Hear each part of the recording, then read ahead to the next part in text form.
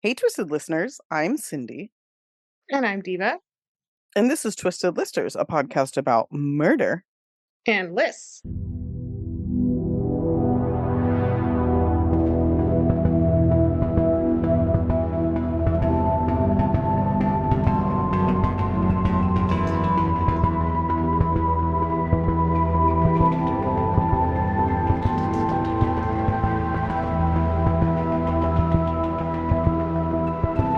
I want to ask you a question. I'm on this really funny Facebook group that is called That Name Isn't a Tragedy, It's a Murder, but the words Oh, yeah. tragedy and murder are spelled terribly. Tragedy. Are you in Yeah. that one? Did I invite you to that? Yes. I Yes. did. So there's a post today that I think you'll appreciate. This woman is like, babies being born in December. I've seen some truly horrendous names, so I'm hoping you all love the one I chose as much as we do. And then this woman who is like, I'm in this group because people choose terrible names for their children, but here's my amazing name. She writes out the letters Lucanus. Luke Anus. Luke Anus. Oh. Luke Anus. Goodness, that's hard. That's tough. And she's like, no, it's Lucanus. It's like, no, it has the word anus in it. You can't name your child something that has the word anus in it. That's great. It's really bad. I feel No. bad for her, but also like, I mean, they posted anonymously and they did that because they fucking know. They know better. You know what I mean? Yeah. And you got to think about how it's going to get mispronounced, and that is like exceptionally brutal. My favorite reply is, come on, friend. Anus is right in the name. It reminds me of the amazing poisoner lady that her changing her name to Bueno Ano, which made you laugh for 1,000 years because without the swirly whirly on top of the N, it's like good asshole. Remember that? You really, if you want it to be Goodyear, you really need that swirly. This really is. It's so important. Yeah. Oh my God, I Daniel. forgot about that. That's never gonna not be funny to me. Oh, Yeah. oh no. Hold on. Yeah. Yeah. Ooh, that could get me again right now. Judy Good Asshole's her name. Yeah. Oh, It's a really good name. she was also like the worst, so it was so Yeah. fucking perfect. Yeah. Oh goodness. It Okay. is. Ooh, no, I'm good. I'm good. I'm not gonna go there. Anyway, I just want to call out that terrible name, Lucanus. Like, don't do that to your kid. That's fucking I've seen some horrible. really bad ones on there. I've seen some really bad ones. Yeah, there have been some like serious, like, who the fuck? What are you Mm-hmm. thinking? I can't say one that Oh, I. Oh, go ahead. sorry. One that really killed me the other day that I thought about all day was a little boy named Jameson Whiskey. Like Yeah, Jameson and then middle name Whiskey. I'm like, oh yeah, no. Like Jameson's a normal person's name, but if you put the yeah. whiskey in, it's so bad. And it's like you have to explain to your child that he's named after alcohol when he's like 5 Like, is the time he's gonna start like asking. this is like a great way to announce that your parents are alcoholics. Like, Yeah, pretty it's fucked so up. sad. The Yeah. whiskey is really sad. And like whiskey would be a cute like dog name, for example, but Oh fuck yeah, that was great. oh god. I had friends who I don't really talk to very much anymore who named their kid Jackson Danger, and at first I was like, that's the coolest shit ever. But now that I'm Oh 40, I'm like, I'm glad I didn't do something no. like that. You Yeah, know, it just feels that's tough. it feels very like not classic. What's the word? It's like a flash in the pan. Like it's cool for a minute. Um, Trendy. trendy. Thank you. Yeah. See, I told you, mom Yes. brain is real. You're gonna forget Yeah. words that are like real Words are hard. common. Words are hard. So, anyway, you guys can tell we didn't talk much before we started recording. So we're having our conversation with y'all listening in. Hope everybody's having a decent week, despite It's many very things that could be it's making you we're not. recording on Friday the 13th, so We that's are. fun and spooky. Mm-hmm. Yep. Mm-hmm. I was supposed to be out of town, but I'm not. So instead, I'm doing this. It's great. Which is great. Yeah. Because then we didn't have to do it last night when everything was a little crazy and crunch time and I was working and whatever. And I was just Anyway, tired. yeah, So it was a fucking day. Anyway, yeah. this is part 2 of Ghosts Happen, Paranormal Murder Mm-hmm. Cases. I like the name that we went I with. I know, it was really great. And this second one, I think we're doing kind of similar cases, right? Yes, we did our old timey ones out of the way first, and I then this is know. the modern day, and they're both similar in their premise. It's actually really interesting that we did that because it wasn't intentional. You guys might No, think we talk about this. We don't. Like, no, well, this was not planned. No, so pretty cool. And I go first, right? I think so. Yes. Cool. Then I'm gonna get working. I'm gonna get to it. Um, pardon me, guys. I'm gonna talk about the serial killer, Terry Childs. I'm just gonna jump the shark with that. So this piece of shit, Terry here, was born in 1955 in Santa Clara County, I believe, and that is in California, kind of like Bay Hmm. Area ish, and North Bay Area. North Bay Area, yeah. And that is where he grew up. His father, Gary, was a bail bondsman, and he was one of seven children. He had Okay. multiple brothers, I think at least three brothers, and all of them, their whole lives, just got in trouble all the time. And not just like trouble, but they were like in and out of jail, and they were petty criminals, and they were really into drugs. And Terry followed right in their footsteps. It's really interesting. It was my dad's birthday actually yesterday. And Oh, very cool. yeah. Happy birthday, Libra, Mhm. dude. So Terry is also a Libra. His birthday's September 22nd, 1955. My dad's was October 12th, Hmm. 1955. So I noticed Okay. that. There's another significant thing about yesterday's date, which we'll talk about. Not super significant, but just interesting. But anyway, so his brothers were all fuck ups. He was a fuck up. By the time he was 15, he'd already been arrested for robbery. Oof. And yeah, and shortly after that, he dropped out of school and was just like a petty criminal. He ended up being like homeless, jobless, addicted to drugs, just had a very, very rough life. And there's a Yeah. phenomenon, I forget what it's called, but like when multiple people in a family are all like criminals, it's like a thing. Hmm. Mhm. They all like influence each other. I know we've done like sibling murders and things like that where we sort And of like like killer and murderous that's what families I too. We yeah, did yeah. one time. Yeah, so this Yeah. kind of is a part of that phenomenon. One of Terry's brothers was killed in prison. I mean, it's not a good life. It's their whole thing. It's their Mhm. whole thing. Yeah. Yeah. So in 1985, Terry was kind of hanging out around Santa Cruz is kind of where he was. I don't know if you guys know, but like even up till now, I mean, I haven't been there in a while, but it's Santa Cruz is kind of rough. Like it's beautiful, there's beaches, it's a really cool area, but like it's pretty rough around there. It's not super Hmm. like safe. I And mean, it is kind of like super bougie, expensive, gentrified now, though. maybe But now, like, it's been a you mean, while. I yeah, mean, The Lost Boys was filmed in Santa Cruz and I think took place in right. Santa Cruz because it's such a like it was just a really it was kind of a gnarly beach town, tons of drugs around there. It was just not a great place. Yeah, And this is where yeah. Terry's stomping grounds were. And so in 1985 when he's 29 years old, he had uh he had a girlfriend, I forget her name, Melissa, I think, or Melanie, something like that. She's not that important to the story. But anyway, the Okay. two of them were drug addicts. I think they had like a place to live that was like the equivalent of like a hotel room, essentially. And for a while, they had been hanging out with a girl named Lois Segala. And Okay. she was 17 and she went by Janine. And the three of them at one point um, committed like a burglary. And Lois was not his girlfriend, so already at a disadvantage for being suspected of like possibly turning on him. But the other thing is, Terry suffered from some mental illness issues, a lot of paranoia, and these were really, really compounded by his severe drug addiction. So they were hanging out in late August 1985, and for whatever reason, Lois tells Terry and his girlfriend, like, hey, Janine isn't actually my real name. Like, I've been going by a fake name because I'm like a runaway. I don't want my family to find me. And Terry, in his crazy, fucked up little brain, he decides, you're a snitch.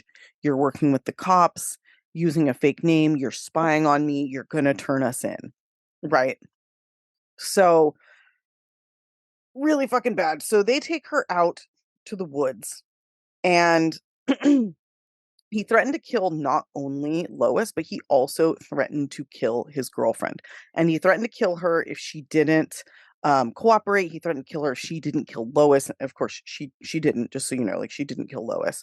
But he was like, Okay. Lois is an informant. She's a fucking snitch. Like, so he takes her out into the woods and he shoots and kills her. And then he makes his girlfriend try to cover up any evidence that could be traced back to him. He makes her clean up the scene that has their cigarette butts. Um, he just is like this paranoid mess. His girlfriend's terrified. Lois is now murdered simply for telling him the truth. Like, oh, my real name is Lois, not Janine, because I don't want my parents to find me. And he just Yeah. decides, That's it. yeah. That's it. It's all he So needs. apparently Yeah. he's like super interrogating her, scaring the shit out of both of them, and then makes his poor girlfriend hide this this 17-year-old girl's dead body. Now, a few days Oh later, my the two God. of them are arrested for possession of an artillery mortar simulator, which I don't even know what the fuck that is. But anyway, he was known to the police. He'd been in and out of Yeah. prison for all sorts of petty crimes, basically since, he was a young kid, right? Since He's been criming. he's been criming since like Yeah. 1970, right? So Yeah. he's one of those people when he's walking down the street, if a cop sees him, they'll probably just pull him over just to check. Yeah. See what's up. Yeah. And when he is in prison, he immediately becomes a prime suspect in Lois's murder because her body had been found on August 10th um, near Scotts Valley, which is where he had taken her. An autopsy showed Okay. that she'd been killed by a bullet. And then there were witnesses that had seen her in a Ford Mustang, which is what Terry Childs drove, because of course he fucking drove like a beat up ass old Mustang. It was like That's it's perfect. perfect, right? It's perfect. Yeah. So they also start interviewing some of his drug friends, who, by the way, drug friends do not have any sort of loyalty. And his friend John is like, oh, yeah, I No. loaned him a gun, and it was the one that matched, the shooting. So Terry and his girlfriend are both charged with murder. His girlfriend, I think, ended up getting off after, like, she went to prison for a few years, but it wasn't anything major. But Terry was given life without parole. And Okay. everybody would kind of think that's where the story ends, but it's not. Because while Terry was in prison, he started having some visits from some ghostly visitors would come to him. Visits from ghostly visitors, see what I mean? Your brain is never the same Yes. after you have children. Ghostly He visits. was having some ghostly visits from some people who might want to haunt him. And now you say, who would he want to haunt? Or who would want to haunt him, I mean. Well, first of all, we have uh the the ghost. This is who he said it actually was. The ghost of 19-year-old Linda Ann Josevic or Josevich. Okay. Now, Mm. Linda was a college student who worked at a local Mervyn's. She was from Cupertino, which is right in that same area, and was Mhm. working in or around Santa Cruz at a department store, which, if you guys are young, you don't know what it is, but if you're like Diva or me, you know what Mervyn's is. It's where my grandma used to get all my Oh sweaters. yeah. Um, I used to hit Mervin's hard in like middle oh school. yeah, Yeah. that was the fucking place. It had like Mhm. Lee jeans, all the shit you wanted. And then the Mervins that I liked also like remained deserted for like a long time. Oh So yeah, it was just like became more and more like an abandoned ghost Mervins, and that was cool. that's great. Yeah, it kind of fits the narrative Yeah. here too. So Mhm. in any case, she haunted him because on November 7th, 1979, Linda was taking her lunch break from Mervin's. She went out to her car to get her food. And as she's leaning into her car, Terry Childs, from out of fucking nowhere, comes up behind her and shoves her into her car. He then, I believe, holds a knife to her throat and makes her drive out into the wilderness where he beats her, tortures her, and finally stabs her to death. And there are multiple stab wounds to her chest, and he left her there to die. Oh my god. Now, her family did not know what happened to her until 1995. So, what is Holy that, 16 years later? holy shit. They Yeah. found Yeah. they found a jawbone and several ribs where a hiker found them in the Santa Cruz Mountains. Now, this was a totally random attack. Um, as far as I know, I believe that he had gotten in an argument with his mother. and was upset. So he went out and took it out on Linda, who had never seen him before in her life. He also, 5 years later in 1984, on October 11th, so 2 days ago, Mm. killed 28-year-old Joan Leslie Mack. Joan Leslie Mack was another random attack. He did very similar things to her that he had done to Linda, stabbed her to death, drove her out to the wilderness. So there, between the 1979 and the 1984 attack, you're starting to see a pattern. There is Mhm. um, an abduction. It's violence for violence sake. It's not in reaction to anything. He just wants to kill. So it's very serial killer vibes, right? Yes. However, just a few short months later, on February 3rd, 1985, he killed a drug associate named Christopher Hall. So while I think he actually, this is fucked up. He beat Joan Mack to death. He didn't actually stab her. He just beat her to death. Oh my But God. with Christopher Hall, there was like some sort of disagreement over drugs. And again, because Terry was so horribly paranoid and drug addled, he shot Yeah. he shot Christopher Hall to death over, I think, some money. Now, Okay. he also at some point before the ghost hauntings, he had kind of claimed that he had also killed his father's 30-year-old fiance in 1974. Now, this woman's name was Penny Rickenbacker, and it was always suspected that she had killed herself. And his whole family said that she had killed herself. But the little bit that we know about his family makes me feel like even if she didn't, they'd probably all just say that she did. So he later confessed that he also killed her. Now, unfortunately, there's no way of telling because of the way that she died and how long, her body had been buried by the time he made this confession, but it's interesting to note. So Terry's spending all this time in prison. He's been in there since, 1986 probably, or 85 or whatever. And finally, after what is that? 95, 2005, after 22 years, he finally admits to the murder of Linda Ann Jozovic, also of Christopher Hall and Joan Leslie Mack. And he said the reason that he did this is because Linda Ann Jozovic was haunting him. He would go to sleep and he would wake up and see her in the corner of Mm. his cell staring at Oh. him. Um, and this happened for years. He said that she was causing him ill health and that the only way that he could be freed of her hauntings was to confess to her murder and the murders of the other people that he had killed. Now, you know me, I don't like ghost stories. I think they're bullshit. But what I will tell you Oh. is that when Linda died, so her mother used to say that they were like connected. And anytime something was wrong with Linda, her mother would know.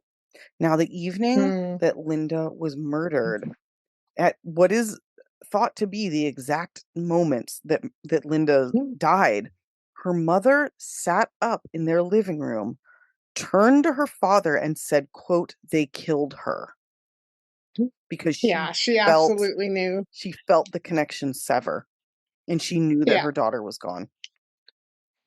And so to me, first of all, that's fucking creepy and gives me goosebumps and like what the fuck. Yeah. And also, if anybody's going to haunt this motherfucker, it's going to be the victim who had the cosmic connection to her mother, you know? Yeah, she's definitely connected on a network there for sure. Yeah.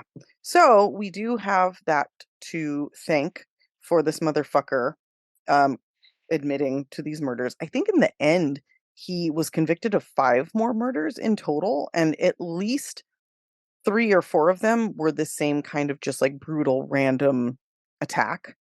And I think the only one besides Lois that was like just like a paranoid reaction was Christopher Hall. So it's a very interesting case because this guy both has the hallmarks of a serial killer, like somebody who kills just for the sake of killing, but he's also like a reactionary, paranoid, drug kind of Yeah. killer. It's a weird, he's like two different kinds of killer. He has motives, but they're just kind of petty and stupid. But he Yeah, kind of does. but he does, but then Yeah. he also doesn't. So it's like both. It's a really Right. interesting thing. So in the end, police thought that he had killed anywhere between 5 and 12 people, depending on Wow. his, confessions, if they were true or not. But he was convicted of killing 5 different people. All of them, except for Christopher Hall, were women.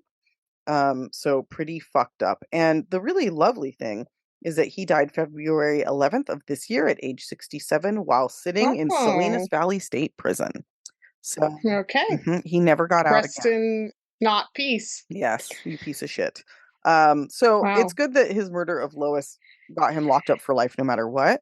But I'm really happy that the families of these victims were able to get some sort of closure thanks to a haunting. Wow. Yeah. Good work. Ghost. What's her Yeah. face? What's her name? The victim. Oh, Linda Ann who was doing the. Josevich. Yeah. The good work, Linda. Ghost Mhm. Linda. She's doing the good work. Yep. Um, that's Yep. awesome. I love. It's a satisfying kind of story because you like to think of them being scared and like Being haunted. haunted alone in his prison cell. And listen, normally I would be like, Yeah. obviously he's suffering from mental health issues and write it off. But the whole thing about the connection with her mom, like, really gives Yeah. me pause. And like, I'm not going to sit For here sure. and say that's not real. So, Moms know. moms know. Yeah. Yep. Yeah. So there you go. There it is. Okay. Well, my story is very similar in some ways, although he's not a serial killer, but that's a gnarly Santa Cruz serial killer. Also, I looked it up. It does not overlap with Ed Kemper. Ed Kemper's earlier. No, It's but like there early there 70s. was another serial killer that was happening at the same time as Terry. Okay. I can't remember his name, but they actually caught him in between Terry's murders. They caught this other guy driving around with a body in his car. But Yeah. they did not, like, these other murders that Terry did, they did not connect them to that guy, so they knew that they were still looking for Terry. But yeah, like Santa Cruz in the 70s and even into the 80s was Yes. like serial killer It's capital. wild. It's fucking crazy how many Yeah. there were. So Yeah. And I many. think you're right that it was rough then. I don't think it is now per se, but it was then for sure. Maybe not. Yeah. When I would go visit up there, like, you would definitely get into like the bougie hills of Santa Cruz. But like if you were down in the city, like, it was gnarly. It was gnarly as fuck. Yeah. Yeah. All I know is you can't get a hotel there for under like $350 a night. Like it's so expensive It's now. fucking ridiculous. I mean, I love Santa It's really Cruz. I used expensive. to drive there in the Me middle of too. the night to like watch the sun come up because it was like close enough to where Yeah. I lived. So Yeah. yeah. Anyway, there you have Okay. it. Well, we're going to Milwaukee. Oh, all right. Winter in Milwaukee. For in 1982 to talk about the story of Jose Ferriera. And Carrie Ann Jopek. So I'm going to start with Carrie Ann here. Carrie Ann Jopek was 13 at this time, and pretty much she gets suspended from her middle school for quote unquote walking the halls without a pass, which what in the like police state rehearsing is that? That's so That's stupid. fucking Like ridiculous. I forgot about hall passes being a thing. That's like really dumb. I guess I didn't go to high Um school long enough to know if they were because I'd never had to deal with one. I don't feel like mine enforced them that strictly. Like that's wild. Yeah, yeah.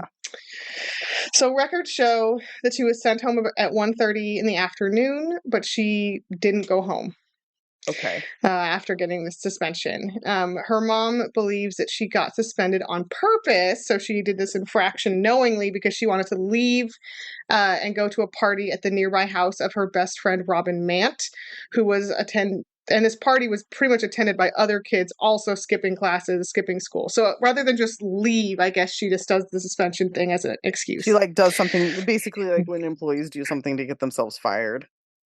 So they can be Yeah. like, "Well, I didn't do it." Yeah. So maybe they also Yeah. had it out for her because she has like a history potentially. Yeah, who knows?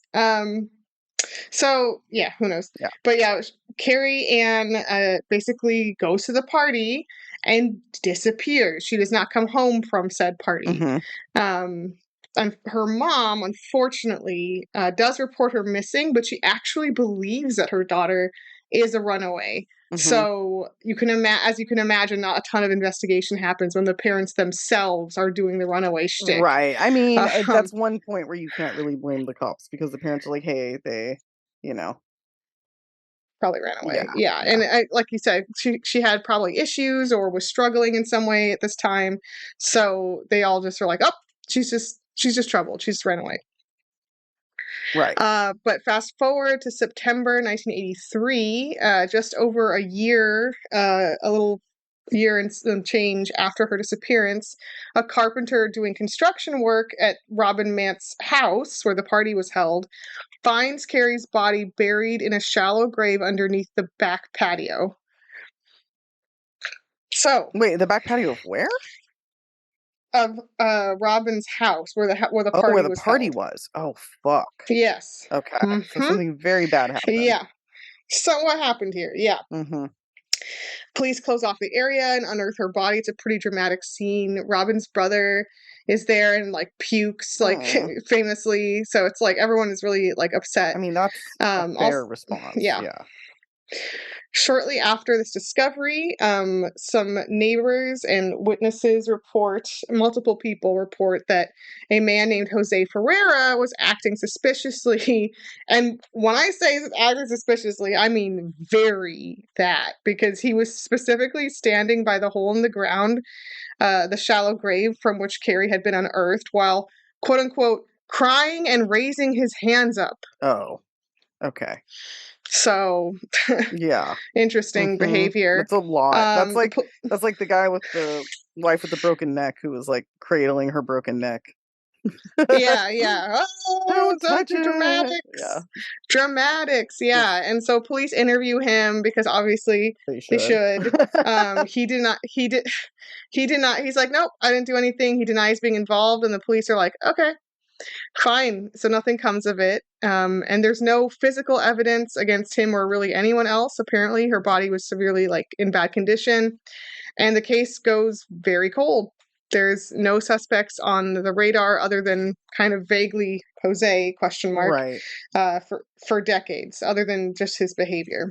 Okay. Boop, boop, boop, boop, boop. Fast forward a lot of years. That's the time travel noise. That's the time travel noise, yeah.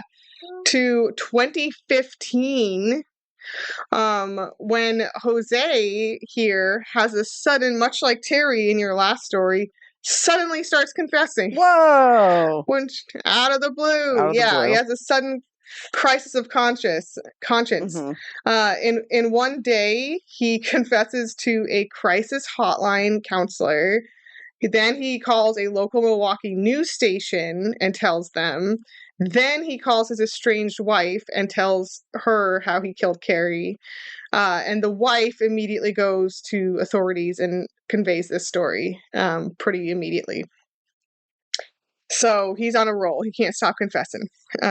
He's doing it. And he says, and here's our ghost moment here, that Carrie was haunting him. There it Ba, ba, ba, ba, ba, ba. is. Yeah, just like in Linda's ghost, Yeah. Carrie was ghosting him. He told her mother later, that your daughter was haunting me. And Carrie's mom takes a lot of pride in this. She's like, yeah, damn straight she was haunting you. Yeah, fuck yeah. Yeah. So here's what he said happened at the house party. And obviously a lot of trigger warnings. It's really horrific. Jose was 17 at the time. And he had smoked weed with 13-year-old Carrie at the party. Jose was going to go down to the basement with Carrie. I'm not sure for like hooking up reasons or smoking weed reasons or what. But Carrie paused at the top of the stairs, having a little moment of spidey sense, and said, I don't know if this is a good idea. And that's when Jose said sternly, quote unquote, to her, quote, you are going downstairs, and pushed her down the stairs. Mm-hmm. So we'll never know what happened. No, we know exactly what happened. Oh. So I'm about to tell you. Oh, okay. So because Jose was telling everyone. Well, no, everything. and that's true too. If he's haunted, he's probably not going to lie because then he thinks he'll still be haunted. I don't think he was. Right. Okay. Yeah, he's actually oversharing, as we'll see. Oh. He's telling us every detail. Oh, great. Okay, here we go. Telling us every little thing. Every little thing we don't want to know. Yes. He says you were going downstairs. He pushes her down the stairs and follows, down and shuts the door. As she fell down the stairs, she hit the railing and wall violently before hitting the floor, and she actually broke her neck. Okay. Yeah. And there was at least something on the autopsy report confirming she died from head and neck injuries. So this is kind of Okay. confirmed. Okay. Yeah. Okay. And reportedly, although he said that she thought she was only unconscious, I can't say that word today. But like, we don't know what he was or wasn't thinking. But he says she thought she just got knocked out um, on from the fall down the stairs, but it actually had killed her. Mhm. He said in his words, seeing her unconscious, he quote saw this as an opportunity and in his words quote had his way with her. What So the fuck? yeah, so he sexually assaulted her body. Whether he knew she was dead or not kind of doesn't matter. It's pretty gross regardless. Um, he thereafter realized, or at some point knew, that her neck was broken and she had died. So he found a shovel in the basement and fucking mid party goes and buries her in a shallow grave under Robin's porch. I love that he had to take the time out to be like, listen, guys, my line isn't raping an unconscious person. My line is necrophilia. Like, if I knew she was dead, I would have never raped Yeah. her. Like, dude, you are not, like, that's not helping, like, at all. Yeah, yeah, Like, I yeah. It don't, is hilarious he had to make that and distinction. it's He's like, like, I didn't know. I didn't know she was And it's dead like, when I raped her. Like, oh, dude, you don't understand how much that doesn't uh, help you. Like, no, you're not, that's not a point. yeah, That's you not, should have just left that out. Let me just say that. Like, it's yeah, better for you to just yeah. leave that out. Try and yeah. It's all bad. Yeah, dude. And actually, what I find it kind of interesting that he even includes that part because, like, to my knowledge, it was not in the autopsy report, so he didn't really have to. He's like, no, I want you to know all the horrific things I did to her. Well, it's interesting because he probably was haunted. And as being Yeah, haunted, he didn't he's want gonna be really honest. yeah, he wants the haunting to Yeah, stop, so he's gotta tell it all, you know? yeah, yeah. But it's a log and Yeah, not a lot of good. sharing of info. Mm-mm. He said that he was also haunted by when she was buried, when he put her in this very poorly dug grave, that he could see her long hair sticking out of the ground. And he just left that? Yeah, it's spooky, dude. It's very spooky. Huh. Um, yeah, and I guess she stayed there for like over a year, like that. Maybe some dirt got smushed on her. I just find that weird that nobody ever noticed there was hair just like coming out the ground. Well, it was under the patio, Oh, so right. Okay. Okay. That makes more sense. That makes more sense. yeah. All right. Um, After killing Carrie, this guy's a piece of shit. Yeah. Jose went out of his way to make lots of visits to the distraught Joe Pick family, having meals with them, comforting them Mm-mm. in their grief, and befriending them and her siblings. Like, he went out of his way to be like present in their lives, like all of a sudden. Mm-mm. Like, that's extra weird. And that kind of makes me feel like he was getting off on it. Like, even though he puts on this, when the body's found, he puts on this big, like, dramatic, like, crying fit. Like, I actually think Yeah. yeah, I actually think he was getting off on it if he was, like, hanging out with the family. Yeah, I think he was. I think he was. Yeah, He liked it. What a fucking dick. yeah. What a fucking dick. Later he is. Later, the DA will give another, possible motive, question mark, for this kind of spate of sudden confessions from Jose, Hmm. and it's a pretty silly, motive for me, but I guess there's some credibility to it.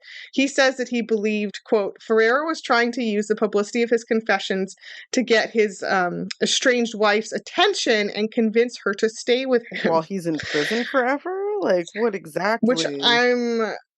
yeah, there's nothing that's gonna make me take my estranged husband back, like hearing about how he brutally murdered a 13-year-old. I'm definitely gonna take him And back. then Like, raped her dead body. Like, what the fuck? what? Wow. This guy is Okay. special. In the same statement, the DA also called him a quote pathetic individual, which is brutal. Ooh, I like And that. then yeah, and describes how he had been drinking a lot and using drugs and had hit a rock bottom in his life. So, good. Yeah. Yeah. And getting haunted and just drinking, and that's about it. In 2017, although he was originally charged with second degree murder, and for a so he was really charged with second degree murder, and for a second, his defense started building a case where he would actually have recanted his like 8 confessions and pled not guilty. So he initially pled not guilty. Come on, guys. This guy's a little bitch, man. He really is. And lawyers are just whatever. Yeah. They actually start building a case where they figure out who else was at the party that they could blame it on. Like, for example, Robin's older brother, John, who by all accounts, like really loved his sister's best friend and was like really distraught. So he's like, hey, fuck you. Yeah, that's very rude. Gross. So due to an apparent supposed lack of physical evidence, however, so basically all they had was his confession, they end up giving him a plea deal where he is allowed to plead guilty to attempted second-degree sexual assault with use of force and false imprisonment. That's it. What the Not fuck? like not murder, just attempted second-degree sexual assault. When he admitted to doing the sexual assault, but they're calling it attempted. Oh my goodness! Oh my goodness! And false imprisonment because he pushed her into a basement, but no murder. That's fucked up. For these really light charges, he gets the max sentence for them, which is 7 years in prison. Are you fucking kidding me? Yes. If they had stuck with the second-degree murder charges, he could have faced up to 20 years. I just want to note that it's really interesting to me that the reason they give him this super cushy light plea deal is because they have only his confession. And I'm like, I get it. But at the same time, this is relying on only a confession has not stopped many cases from pursuing life sentences and death sentences before. Yeah. Oh my God. Yeah, lots of them. We can think of a lot of problematic cases, for example, with like coerced confessions and like black kids and you know what I mean, like where that happened. So interesting. Very inconsistent applications there. At the hearing where he made his plea deal official, he did apologize to Carrie's family. He said, quote, "I can't take back how it happened. Sorry, from the deepest pain in my heart. Sorry." But he was also quoted as saying, quote, "I just want to get this over and done with." So I think he was just annoyed. Sorry, I killed her, but I'm not going to even like deal with it. I'm not going to officially admit it, and I'm going to fight it in court, but from the deepest depths of my heart, I'm sorry. Like, that doesn't really... But also, like, can we just, like, get this done with, though? Because I have, like, a cup of ramen to get to it, like, you know, myself, right? so. What the fuck, dude? Carrie's parents obviously weren't stoked, but they gave a statement, and they said that basically it's better than nothing, and at least they have closure where they know what happened, because if he hadn't confessed, they probably wouldn't. I have no idea. So, yeah, that's... On both cases, it's like, good work, Ghosts. That's... I mean, yeah, good job, but, like, what the fuck? Yeah, Ghost stepping in, taking care of business. But it's fucked up. That feels really, like... hollow. It's like a hollow victory because it's not really a victory because like what the fucking fuck, you know? I don't know. Maybe I'm just being too negative, but 7 years? Did he even do all 7? Like, do we even know? Did he actually do all the time? That's a good question. I don't know where he's at now because if he was sentenced, well, 2017 is when he would have started. So he'd still be in. He would be almost getting out like next year potentially. And how old would he be at this point? He was like 51 at the time, so he would be still pretty young. Okay. Under 60. Yeah, I wonder. I'm gonna have to look him up. Piece of shit. Yeah. All right. Anyway. He is a piece of shit. There it is. We've got him done. We're done. Fucking Ghosts. This was a good one. I enjoyed this very much. Yeah, it was spooky. It was very spooky. It was very thematic. Yeah, it really was. We ended on a low. I don't like this one at all. Yeah, sorry. But bummer, yeah. But yeah, still a really good list. What's our next list? We're trying hard to keep it spooky. At least I am really wanting to. So I picked a list that we thought we had done, but we actually have not. Murders inspired by horror movies. We did it the other way around last year. Horror movies inspired by murders. Yes. And I did the Scream murders, which is why I was like, I think we did that, Diva, but it was one of my Right, but solo you did that as a ones. solo episode, yeah, which was really good. Thank you. But there's actually a ton of people doing copycat murders inspired by horror movies. So People are fucking dorks. it's actually a pretty rich selection, and it'll be good because a lot of them are dorks. It will be very funny to make fun of because they're really stupid. I'm excited for that. I gotta tell you, Yeah, I'm very excited. yeah, Okay, it's a good topic. awesome. Okay, well, we're gonna do that soon. We'll have this one out very soon as well, and just gonna keep it going. I know we have to do your fucked up fucking Patreon episode soon, so we'll find time for that. Woo! Bullshit. Yes. Ugh. Sorry, guys. I want to be excited, but it's like my least favorite story. Dean Dean Coral, Coral. Candyman. Um, Yeah. yeah, I hate it. Thanks. So we'll do So my Halloween present to Yeah, you. thank you. Thank you very much. Anyway, guys, thanks so much for listening. We'll be back next week with this new list. Hopefully a new Patreon very soon. Please like, rate, review. Feel free to join us on Patreon. If you do join us on Patreon, send us an email with your address and we'll send you stickers. We had 2 new people join Patreon and like I've reached out to them to try to send them stickers. I don't think they want them. I think they just want to give us money, which like thank you, but That's also fine. But if you change your mind, you know where to find us. yeah, we're happy to send them to you Yeah. guys. So Exactly. anyway, thanks so much again, you guys. We love you, and until next week, Stay off our list. list. Ciao, bye. Ciao.